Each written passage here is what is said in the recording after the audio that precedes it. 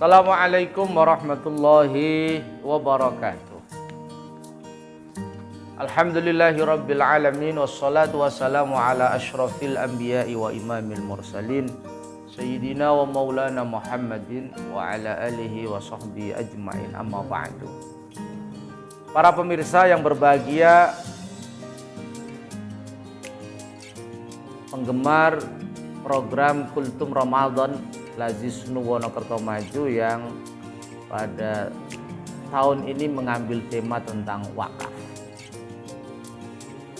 Pada kesempatan ini saya ingin membahas satu tema yang menjadi fenomena umum sekarang ini.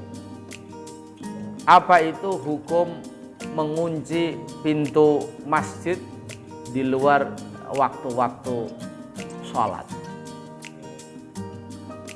Para pemirsa yang berbahagia, masjid dibangun dengan tujuan membangun fondasi keislaman umat, menanamkan akidah yang benar, membekali pengetahuan yang mendalam, dan meningkatkan kedekatan kepada Allah dan Rasul-Nya, selain memperkokoh solidaritas dan kohesivitas masyarakat di kampung itu, di masyarakat itu.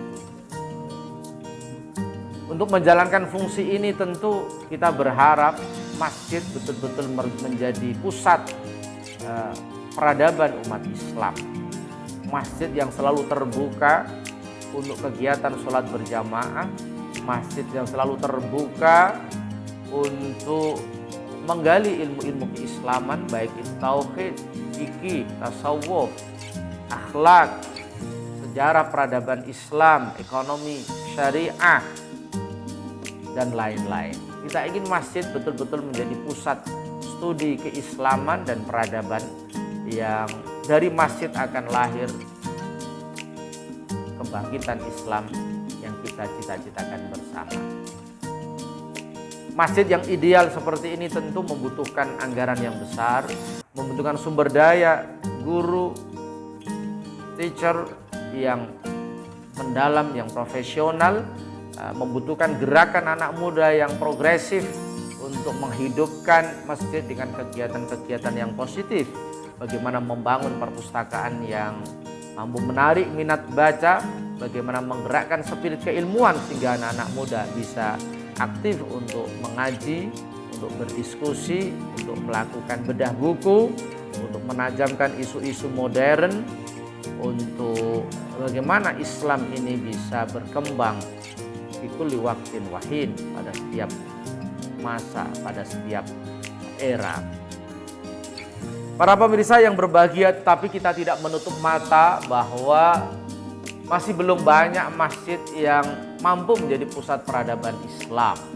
Masih banyak masjid yang hanya dibuka pada waktu sholat, yang hanya dibuka pada waktu malam hari sebatas pada pelaksanaan sholat maghrib, sholat isya, kemudian jam 8 atau pasca selesainya sholat kemudian masjid itu ditutup.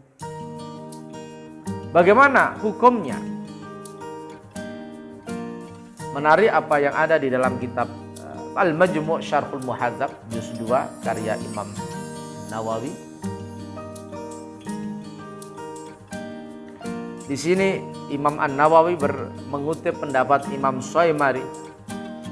Qala As-Syaimari wa ghairuhu min ashabina, ada ibarah la ba'sa bi ighlaqil masjidi fi ghairi waqti sholati li syiyanatihi aw li khifdi alatihi.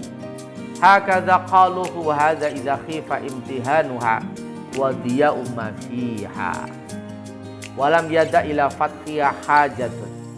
Fa amma idza lam yukhaf min fatiha mafsadatun wa lam tiha'u hurmatiha wa kana fi fathiha rifqun bin nas fasunnatu fathuha kama lam yughlaq masjidu Rasulillah sallallahu alaihi wasallam fi zamanihi wala ba'da. Masyaallah, ini sebuah ungkapan yang luar biasa.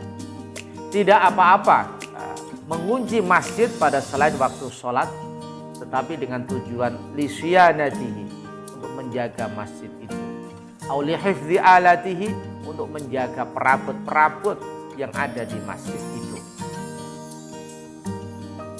Hukum tidak apa-apa mengunci masjid itu idza khifa imtihanuha wa diya'u ma fiha. Ketika dikhawatirkan, ketika tidak dikunci, maka ada barang-barang yang diambil, ada barang-barang yang terancam disalahgunakan oleh pihak-pihak tertentu. Walam yada ila fatwa hajatun, dan tidak ada yang mendorong, tidak ada kebutuhan untuk membuka masjid itu. Misalnya ada pengajian, ada sholawatan, ada istighasah, ada musyawarah, rapat, dan lain-lain.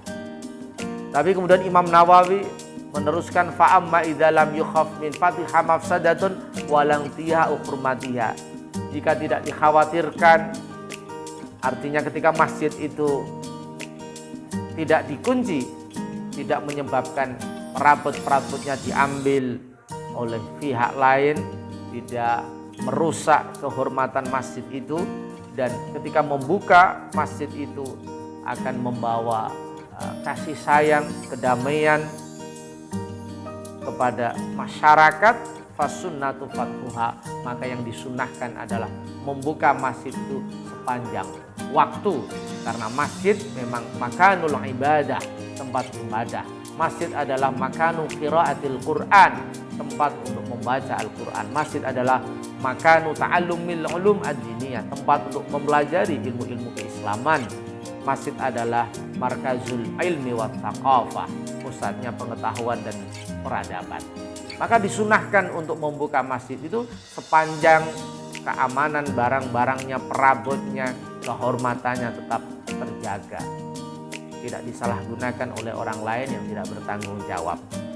Kama lam yukhlaq masjidu Rasulillah sallallahu alaihi wasallam fi zamanihi wala ba'da. Sebagaimana pada zaman Rasulullah sallallahu alaihi wasallam masjid itu tidak ditutup, tidak dikunci, tapi terbuka siang dan malam, dan pada setelah zaman Nabi juga masjid terbuka, bisa dimanfaatkan untuk i'tikaf, untuk sholat, untuk membaca Al-Quran, untuk mengkaji ilmu-ilmu keislaman, dan lain-lain. Para pemirsa yang berbahagia, tentu pandangan para ulama ini sifatnya fleksibel. Intinya adalah bagaimana masjid itu betul-betul bisa membawa manfaat yang real dan maksimal bagi masyarakat. Maka tentu lebih baik masjid itu dibuka 24 jam sehingga masyarakatnya bisa memanfaatkan masjid itu.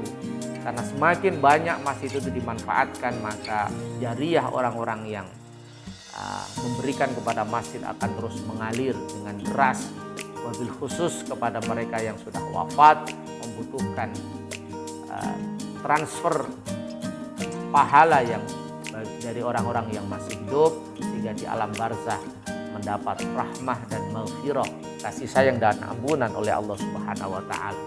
Meskipun demikian, masjid juga harus berhati-hati, barang-barang yang mahal, sound system misalnya, harus betul-betul dijaga keamanannya, harus menggunakan keamanan yang prima.